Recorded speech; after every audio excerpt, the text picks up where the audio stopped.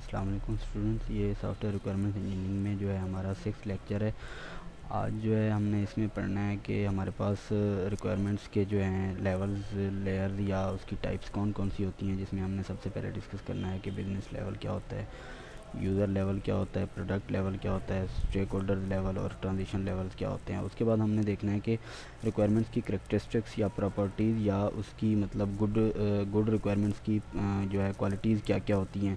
तो सबसे पहले हमने देखना है कि वो अटामिक होनी चाहिए, जो रिक्वायरमेंट्स हमने गैदर की हुई हैं वो अटामिक हों, अटेनेबल हों यानी कि अचीवेबल हों, आसानी से हम उनको अचीव कर सकें। उसके बाद कोहेसिव हों यानी कि वो इंडिपेंडेंट हों। उसके बाद कंप्लीट हों, करंट हूँ, इंडिपेंडेंट होनी चाहिए, मॉडिफाइएबल यानी कि अगर उनमें कोई हम चेंज लाना चाहें बाद में इम्प्लीमेंटेशन के बाद तो वो इजीली मॉडिफाइएबल हूँ, ट्रेसेबल हूँ, अनएम्बिगियस जिस तरह हमने पहले कहा था कि अनएम्बिगियस का मतलब होता है यानी कि क्लियर ना होना, यानी कि अनएम्बिगियस हूँ यानी कि क्लियर हूँ, वेरीफाइएबल हूँ, नेसेसरी एंड फिजिबल मतलब हम उनको ईज़िली इम्प्लीमेंट कर सकें।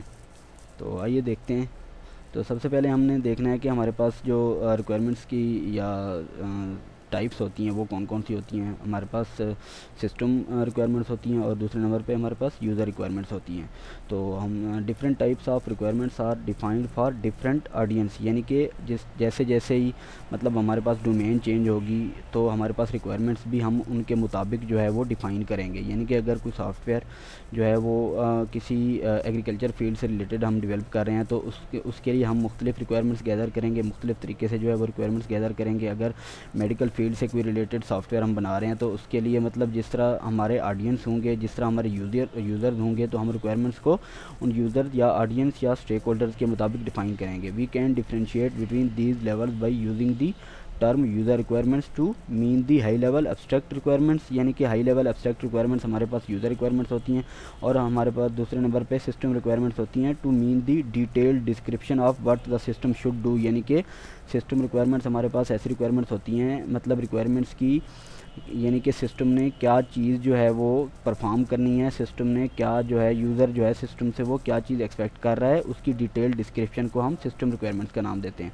तो यूज़र रिक्वायरमेंट्स की डेफिनेशन देखते हैं। User requirements are statements in a natural language plus diagram, यानी कि हमारे पास जो यूज़र रिक्वायरमेंट्स होती हैं वो नेचुरल लैंग्वेज या सिंपल लैंग्वेज में लिखी हुई हमारे पास सिंपल स्टेटमेंट्स होती हैं जिनको हम डायग्राम या फ्लो चार्ट्स की मदद से हम रिप्रेजेंट करते हैं, जिसमें हम UML यूनिफाइड मॉडलिंग लैंग्वेज का इस्तेमाल करते हैं।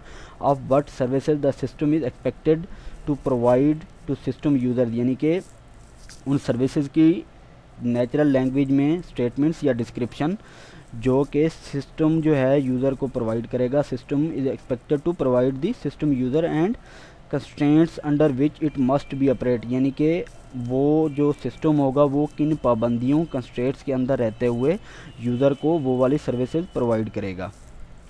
तो आगे देखते हैं कि हमारे पास सिस्टम रिक्वायरमेंट्स क्या होती हैं। System requirements are more detailed description of the software system function, यानी कि सॉफ्टवेयर सिस्टम के फंक्शन, सर्विसेज और ऑपरेशनल कंस्ट्रेंट्स की डिटेल डिस्क्रिप्शन जो हमारे पास होती हैं हम उनको क्या कहते हैं, सिस्टम रिक्वायरमेंट्स कहते हैं। And operational constraints the system requirements document sometimes called functional specification, जिस तरह हमने SRS का पहले हम जो है डिस्कस कर चुके हैं।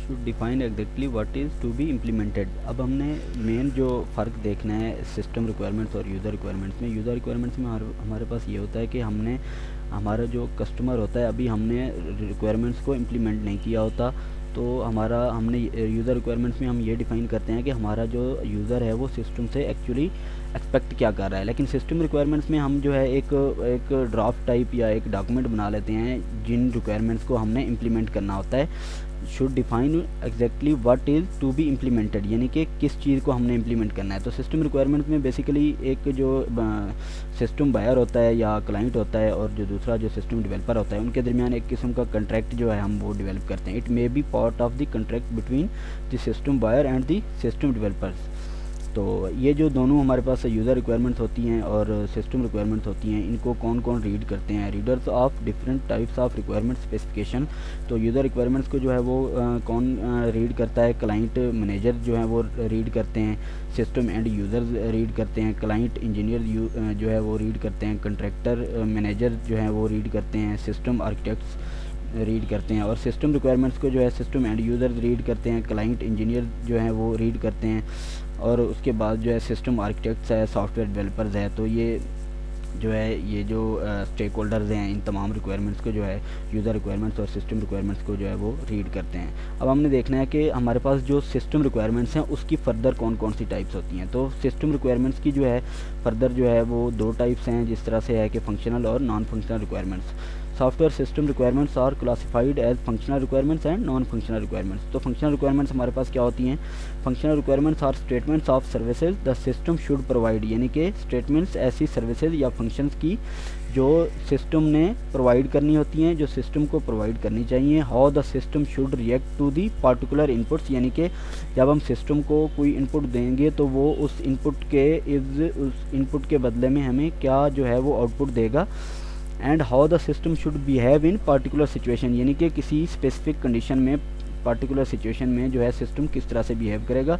इन some cases the functional requirements में also explicitly state what the system should not do, यानी कि फंक्शनल रिक्वायरमेंट्स में एक तो हम ये करते हैं कि सिस्टम जो है हमारी कौन कौन सी फंक्शनलिटी या कौन कौन सी सर्विसेज प्रोवाइड करेगा। दूसरा हम ये भी देखते हैं कि सिस्टम जो है वो क्या नहीं करेगा, यानी कि explicitly state what the system should not do, यानी कि सिस्टम को क्या नहीं करना चाहिए। उसके बाद non functional requirements are constraints on the services और functions offered by the system. जिस तरह हमने पहले भी बात की थी कि कंस्ट्रेंट्स या पाबंदियाँ, यानी कि सिस्टम की जो है यूजेबिलिटी कैसी होगी, उसकी सिक्योरिटी क्या होगी, ठीक है ना, उसकी परफॉर्मेंस कैसी होगी, ये सारी चीज़ें जो है वो नॉन फंक्शनल रिक्वायरमेंट्स में होती हैं।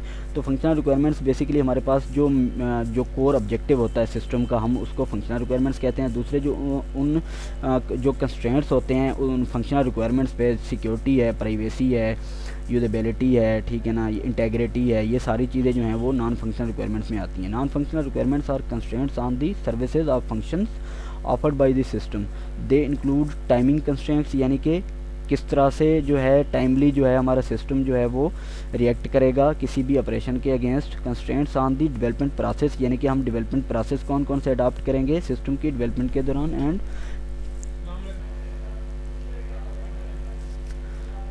And constraints imposed by standards. Non-functional requirements often apply to the system as a whole rather than individual system features और सर्विसेज, यानी कि नॉन फंक्शनल रिक्वायरमेंट्स, जिस तरह से हम सिक्योरिटी की एग्जांपल ले लें तो अगर हमारे पास मुख्तलिफ मॉड्यूल्स हैं सिस्टम के, तो सिक्योरिटी जो है या यूजेबिलिटी मतलब वो हर मॉड्यूल पे इम्प्लीमेंट होगी। किसी एक फ़ीचर या किसी एक सर्विस पे हम उसको मतलब एक सर्विस पे हम उसको इम्प्लीमेंट नहीं करेंगे। तमाम जो सर्विसेज होंगी या फीचर्स होंगे सिस्टम के, हम नॉन फंक्शनल रिक्वायरमेंट्स को तमाम उस पर जो है मॉड्यूल पे अप्लाई करेंगे। उसके बाद types of non functional requirements. हमारे पास जो है नॉन फंक्शनल रिक्वायरमेंट्स की फर्दर 3 टाइप्स होती हैं। प्रोडक्ट रिक्वायरमेंट्स होती है, ऑर्गेनाइजेशनल रिक्वायरमेंट्स होती हैं, एक्सटर्नल रिक्वायरमेंट्स होती हैं। तो product requirements, these requirements specify the behaviour of the software, यानी कि सॉफ्टवेयर का बिहेवियर कैसा होगा। Example include performance requirements on how fast the system must execute and how much memory it required, यानी कि सिस्टम हमारा कितना जो है वो फास्ट होगा, परफॉर्मेंस उसकी कैसी होगी, और वो कितनी मेमोरी जब हम उसको इंस्टॉल करेंगे तो वो कितनी मेमोरी रिक्वायर करेगा। Reliability requirements that set out the acceptable failure rate, यानी कि जब अगर हमारा यानी कि रिलायबिलिटी रिक्वायरमेंट्स का मतलब ये है कि अगर किसी सिस्टम में अगर कोई कन्फ्लिक्ट आ जाता है या कोई एरर आ जाता है तो सिस्टम जो है वो फेल हो जाता है, तो वो कितना जल्दी हम उसको उस फेलियर से रिकवर कर सकेंगे, उसका rate, failure rate, recovery rate क्या होगा। Security requirements and usability requirements. उसके बाद organisational requirements, these requirements are broad system requirements derived from policies and procedures in the customers and developers organisation, यानी कि जो कस्टमर जो अपनी ऑर्गेनाइजेशन के लिए, जिस ऑर्गेनाइजेशन के लिए जो है वो सॉफ्टवेयर या सिस्टम बनवा रहा है तो उसकी उस ऑर्गेनाइजेशन की पॉलिसीज़ और प्रोसीजर्स क्या होंगे, वो किस तरह से उस सिस्टम को यूज़ करेंगे। हमने ये वाली रिक्वायरमेंट्स भी ऑर्गेनाइजेशनल रिक्वायरमेंट्स को भी कंसीडर हमने करना होता है during the development of the software project and the customer and developers organisation. Example includes operational process, यानी कि ऑपरेशनल प्रोसेस क्या होंगे, requirements that define how the system will be use, यानी कि सिस्टम को किस तरह से कस्टमर की ऑर्गेनाइजेशन के जो यूज़र्स होंगे वो किस तरह से सिस्टम को यूज़ करेंगे। डेवलपमेंट प्रोसेस रिक्वायरमेंट्स, यानी कि सिस्टम की डेवलपमेंट के दौरान जो है हम कौन कौन से प्रोसेस को अडॉप्ट करेंगे। That specify the programming languages, यानी कि हमारी प्रोग्रामिंग लैंग्वेजेस कौन कौन सी होगी। द डेवलपमेंट इन्वायरमेंट, यानी कि डेवलपमेंट के दौरान हमारा इन्वायरमेंट कैसा होगा। और process standards to be use, यानी कि प्रोसेस स्टैंडर्ड कौन कौन से होंगे जो हम यूज़ कर रहे होंगे। And environmental requirement that specify the operating environment of the system. उसके बाद external requirements, this covers are requirements that are derived from factors external to the system, यानी कि सिस्टम से एक्सटर्नल जो हमारे जो फैक्टर्स होंगे इन एक्सटर्नल रिक्वायरमेंट्स में हम उनको भी कंसीडर करेंगे, यानी कि हम कोई ऐसा सिस्टम तो नहीं बना रहे जो कि किसी लॉ के ख़िलाफ़ हो। एंड इट्स डेवलपमेंट प्रोसेस, यानी कि डेवलपमेंट प्रोसेस को भी देखें। These may include legislative requirements that must be followed to ensure that the system operates within the laws, यानी कि हमने लेजिस्लेटिव रिक्वायरमेंट्स को भी देखना है कि जो हम सिस्टम बना रहे हैं वो किसी लॉ को जो है वो किसी लॉ के ख़िलाफ़ तो नहीं है, यानी कि हम जो है विद इन लॉ रहते हुए हम सिस्टम को डेवलप करें। And ethical requirement that ensure that the system will be acceptable to its user and general public, यानी कि जो हम सिस्टम बना रहे हैं वो क्या यूज़र जो है उसको एक्सेप्ट करेगा। इनको हम क्या कहते हैं, एथिकल रिक्वायरमेंट्स। और जो हमारी जनरल पब्लिक होगी वो उस सॉफ्टवेयर सिस्टम को एक्सेप्ट करेगी या नहीं करेगी। उसके बाद ये types of non functional requirements हैं। नॉन फंक्शनल रिक्वायरमेंट्स में जिस तरह हमने पहले भी डिस्कस किया कि हमारे पास 3 तरह की रिक्वायरमेंट्स होती हैं। प्रोडक्ट रिक्वायरमेंट्स हैं, ऑर्गेनाइजेशनल रिक्वायरमेंट्स हैं, एक्सटर्नल रिक्वायरमेंट्स हैं। तो प्रोडक्ट रिक्वायरमेंट्स में जो है हमारे पास एफिशिएंसी रिक्वायरमेंट्स हैं। एफिशिएंसी रिक्वायरमेंट्स में फर्दर हमारे पास परफॉर्मेंस है, सिस्टम की परफॉर्मेंस कैसी होगी, स्पेस क्या होगी, और यूजेबिलिटी, यानी कि सिस्टम जो है कितना इजीली हम यूज़ कर सकते हैं। यूजेबिलिटी रिक्वायरमेंट्स है। डिपेंडेबिलिटी, यानी कि ऐसा तो नहीं है कि सिस्टम का जो अगर एक रिक्वायरमेंट जो है वो हम चेंज करें तो दूसरी रिक्वायरमेंट्स पे तो कोई उसका चेंजिंग का असर नहीं होगा। सिक्योरिटी रिक्वायरमेंट्स है। उसके बाद ऑर्गेनाइजेशनल रिक्वायरमेंट्स है। ऑर्गेनाइजेशनल रिक्वायरमेंट्स में हमारे जिस तरह हमने पहले कहा इन्वायरमेंटल रिक्वायरमेंट्स, यानी कि हम जो सिस्टम बना रहे हैं वो जो है हम किस तरह के इन्वायरमेंट में जो है उसको बनाएंगे। ऑपरेशनल, यानी कि सिस्टम जो है किस तरह से ऑपरेट करेगा। और उसके बाद है डेवलपमेंट रिक्वायरमेंट, जिस तरह से हमने पहले भी बात की है कि डेवलपमेंट के दौरान जो है हमने कौन कौन से डेवलपमेंट प्रोसेस को अडॉप्ट करेंगे। उसके बाद एक्सटर्नल रिक्वायरमेंट्स है, रेगुलेटरी रिक्वायरमेंट्स है, एथिकल, जिस तरह हमने पहले भी बात की है कि एथिकल रिक्वायरमेंट्स का मतलब ये है कि हमारी जो जनरल पब्लिक होगी वो उस सॉफ्टवेयर को या सिस्टम को एक्सेप्ट करेगी या नहीं करेगी। उसके बाद लेजिस्लेटिव है, यानी कि हमने जो हम सिस्टम बना रहे हैं वो किसी लॉ के ख़िलाफ़ तो नहीं है। अकाउंटिंग रिक्वायरमेंट्स है, सेफ्टी सिक्योरिटी रिक्वायरमेंट्स है। तो अब हमने देखना है कि हमारे पास लेवल्स जो है लेयर्स ऑफ रिक्वायरमेंट्स, यानी कि रिक्वायरमेंट्स की कौन कौन सी लेयर्स होती हैं, कौन कौन से जो है वो लेवल्स होते हैं। There are many different types of requirements ranging from high level business requirements down to detailed technical requirements that specify an complex part of computer algorithm and hardware devices, यानी कि हमारे पास हाई लेवल बिजनेस रिक्वायरमेंट्स होती हैं और detail technical requirements होती हैं। इनको आगे जाके हमने डिस्कस करना है। There are also types based on the source of the requirements, यानी कि हमारे पास ऐसी टाइप्स भी होती हैं। There are also types based on the source of the requirements such as stake holder requirements और the location in the process, यानी कि हमारे पास स्टेक होल्डर्स और दूसरा के हम जो है रिक्वायरमेंट्स की लोकेशन क्या होगी in the process such as transition requirements. तो वन बाय वन देखते हैं कि सबसे पहले हमारे पास जो है बिज़नेस लेवल की रिक्वायरमेंट्स होती हैं।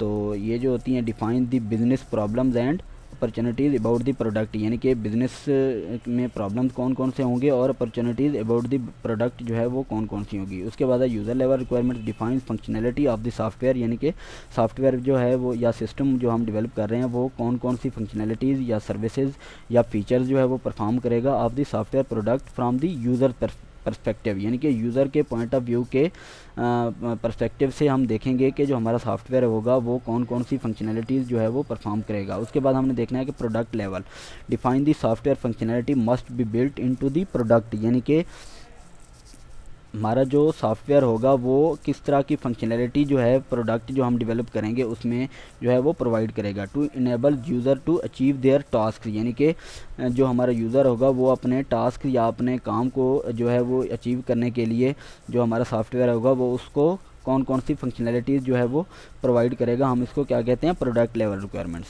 उसके बाद है ट्रांजिशन, यानी कि हमारा जो सॉफ्टवेयर है, अगर हम एक जो है सिस्टम से दूसरे सिस्टम की तरफ अगर हम उसको मूव करते हैं तो उसमें हम जो है कौन कौन सी चीज़ें देखते हैं। ट्रांजिशन यानी कि move change requirements. Transition requirements define what is needed to transform the business and system from the current state to the future state, यानी कि हमारा जो सिस्टम है अगर हम उसको करंट स्टेट से किसी और स्टेट में या करंट जो है हम सिस्टम से किसी और सिस्टम पे हम उसको इंस्टॉल करते हैं तो उसमें जो है हम जो है बिज़नेस की रिक्वायरमेंट्स को किस तरह से देखेंगे। तो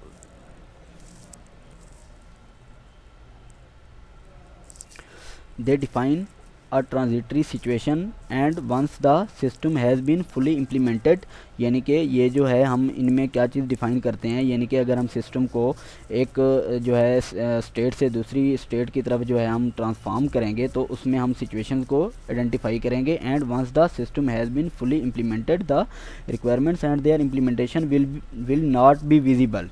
दे define things such as training, यानी कि अगर हम एक प्लेटफॉर्म से सिस्टम को किसी सॉफ्टवेयर को किसी दूसरे प्लेटफॉर्म पे इंस्टॉल करेंगे तो हम जो हमारे न्यू जो यूज़र्स होंगे हम उसकी ट्रेनिंग्स को देखते हैं इस लेवल पे। And conversion and reformatting of data and parallel runs of business and technology systems.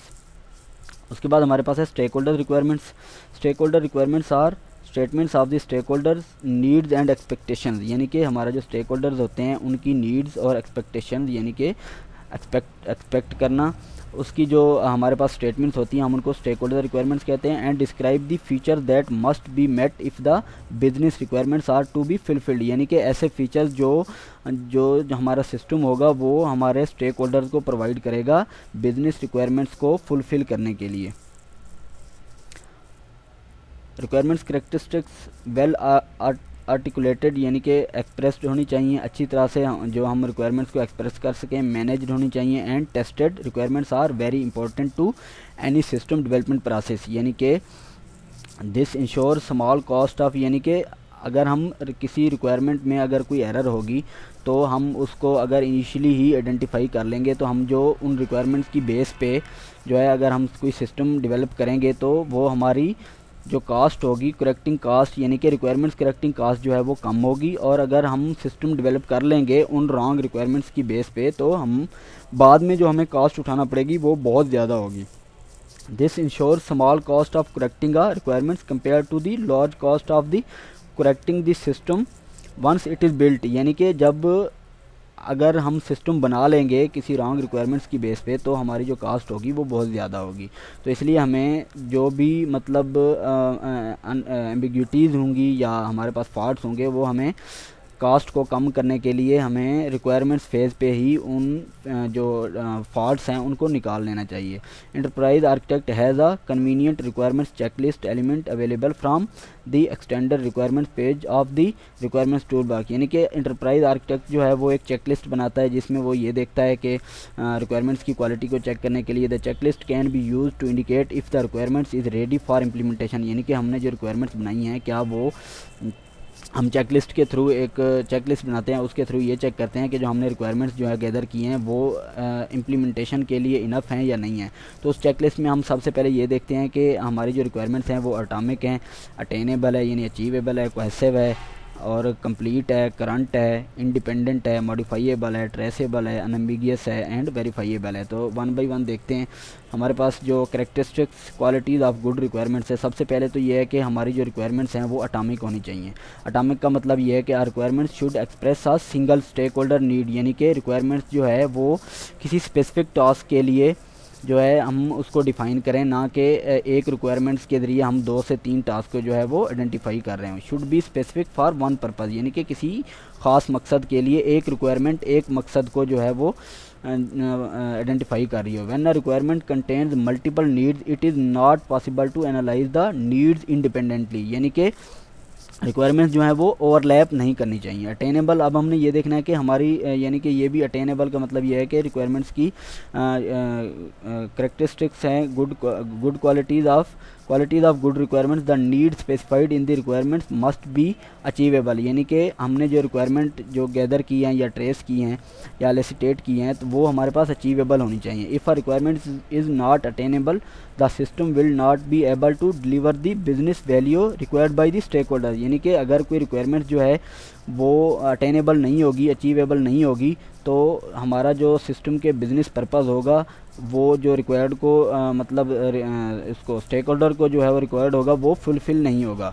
Cohesive, the requirements as a set must be consistent, reliable and cohesive organised, यानी कि रिक्वायरमेंट जो है हमारे पास 1 बाय 1 ऑर्गेनाइज तरीके से हमने उनको डॉक्यूमेंट फॉर्मेट में कन्वर्ट करना है। And express the behaviour of the system, any gaps must be determined and overlap between requirement must B resolved, यानी कि ऐसी प्रॉपर्टीज़ रिक्वायरमेंट्स में नहीं होनी चाहिए जो एक रिक्वायरमेंट में भी हो दूसरी रिक्वायरमेंट भी हो। इसका मतलब ये है कि रिक्वायरमेंट जो है वो इंडिपेंडेंट हूँ, ऑर्गेनाइज्ड हूँ, यानी कि एक रिक्वायरमेंट किसी स्पेसिफिक पर्पज़ को जो है वो प्रपोज कर रही हो, दूसरी रिक्वायरमेंट किसी स्पेसिफिक पर्पज़ को जो है वो प्रपोज कर रही हो, और उनके अंदर जो ओवरलैपिंग हो हमने उसको रिजॉल्व कर लेना है। उसके बाद कंप्लीट है, यानी कि रिक्वायरमेंट जो है वो हमारी कंप्लीट होनी चाहिए। Each requirement must fully describe the necessary functionality and behaviour that will result in the stake holder need being met. Current, इसका मतलब ये है कि हमारी रिक्वायरमेंट्स जो हैं वो अप टू डेट होनी चाहिए, यानी कि अगर कस्टमर जो है पहले उसने कोई और बात की है, बाद में कोई और बात कर रहा है, तो हमने जो है रिक्वायरमेंट्स को अप टू डेट रखना है। A requirement must be up to date and reflect the current knowledge and project status. उसके बाद ये है कि रिक्वायरमेंट्स जो है वो इंडिपेंडेंट होनी चाहिए। The requirements should be independent of each other and not have overlapping, यानी कि रिक्वायरमेंट्स की प्रॉपर्टीज़ जो हैं वो मिक्स नहीं होनी चाहिए। Not be related statements that conflict with each other or repeat the same need. उसके बाद यह है कि मॉडिफाइबल, यानी कि this means that requirements can be change without there being the need to modify other related requirements, यानी कि modifiable का मतलब ये है कि हम मतलब एक रिक्वायरमेंट को अगर चेंज कर रहे हैं तो हमारे पास उस चेंज की वजह से दूसरी रिक्वायरमेंट में जो है वो कोई चेंज ना आए। तो हम जिस रिक्वायरमेंट को चेंज करना चाह रहे हैं सिर्फ वही रिक्वायरमेंट हम चेंज करें, उस चेंजिंग की वजह से किसी दूसरी रिक्वायरमेंट पे कोई जो है वो बैड इफेक्ट ना पड़े। This means that the requirement can be change without there being the need to modify other related requirements. It also applies to software system requirement specification and require that it can be changed easily, यानी कि easily changeable हो। traceable यानी कि visible होनी चाहिए requirements। A requirement is a specification of characteristics or behavior and does not exist in isolation but is typically related to up-process entities such as stakeholders, business drivers and goals, and down-process entities such as use cases and components। उसके बाद यह है कि requirements जो है वो हमारी unambiguous होनी चाहिए, यानी कि क्लियर होनी चाहिए। Are requirement should only be able to be interpreted, यानी कि understandable in one way. Requirements that are ambiguous can lead to project being delayed और बजट और हैविंग दी रॉन्ग फंक्शनैलिटी और बिहेवियर, यानी कि रिक्वायरमेंट्स अगर हमारी क्लियर नहीं होंगी तो या तो ये होगा कि हमारा प्रोजेक्ट जो है वो डिले हो जाएगा या ओवर बजट हो जाएगा, यानी कि बजट जो है जो हमने एस्टिमेट किया होगा वो उससे इंक्रीज़ कर जाएगा, या फिर वो क्या करेगा रॉन्ग फंक्शनैलिटी या बिहेवियर हमें प्रोवाइड करेगा। उसके बाद वेरीफाइएबल, यानी कि रिक्वायरमेंट्स हमने जो भी गैदर की हैं वो वेरीफाइएबल होनी चाहिए, हम उनको आसानी से वैलिडेट कर सकें, वेरीफाई कर सकें। कहने का मतलब ये है कि हमने जो भी रिक्वायरमेंट्स बनाई हैं या गैदर की हैं, जो हम सिस्टम बनाए हैं वो मतलब उन्हीं रिक्वायरमेंट्स के मुताबिक ही बनना चाहिए। Are requirement is verifiable if the implemented system और product can be tested to determine that the requirement has been met, यानी कि हमने रिक्वायरमेंट्स की बेस पे जो है सिस्टम बनाया है हम उसको ईजिली टेस्ट कर सकें और कन्फर्म कर सकें कि जिस मकसद के लिए हमने जो सिस्टम बनाया है वो वाकई उस मकसद को फिलफ़िल कर रहा है, उस पर्पज़ को फिलफ़िल कर रहा है, यानी कि यूज़र को सेटिस्फाई कर रहा है या नहीं कर रहा। Key to being able to achieve this is knowing which test must be run to verify particular requirement. उसके बाद नेसेसरी है, requirement should record a capability और behaviour that is really needed और that specifies that the system or product should comply with constraints such as standards, यानी कि requirements जो है वो उन तमाम स्टैंडर्ड्स को जो है वो सेटिस्फाई करनी चाहिए जो किसी भी प्रोडक्ट के लिए लाजमी होती हैं। feasible, a requirement that cannot be implemented will mean that the need of the stakeholder will not be met, यानी कि फिजिबल का मतलब ये है कि हमने जो रिक्वायरमेंट गैदर की है हमने ये चेक करना है कि क्या हम इनको इम्प्लीमेंट कर सकते हैं, हमारे पास इतने रिसोर्सेज हैं, हमारे पास जो है इतनी कम्पिटेंट टीम है जो इन रिक्वायरमेंट्स को इम्प्लीमेंट कर सकेगी, या हमारे पास जो इस तरह की मतलब टेक्नोलॉजी को भी हमने देखना है कि हमारे पास सारे वो रिसोर्सेज हैं जो हम रिक्वायरमेंट को डेवलप या सिस्टम को डेवलप करने के लिए हमें ज़रूरत होंगे. Stakeholder will not be met. It is best to identify these requirements as quickly as possible so as not to disappoint upset the owner of the requirement. यानी कि हमने ये भी चेक करना है कि हम जो सिस्टम बनाएंगे क्या वो हमारे कस्टमर को या हमारे स्टेक होल्डर को अपसेट तो नहीं करेगा, यानी कि उसको कम्प्लीटली सेटिस्फाई कर सकेगा या नहीं कर सकेगा. तो ये हमारा आज का लेक्चर था. इंशाल्लाह नेक्स्ट लेक्चर में जो है हम नेक्स्ट टॉपिक को डिस्कस करेंगे. Thank you. अल्लाह हाफिज़.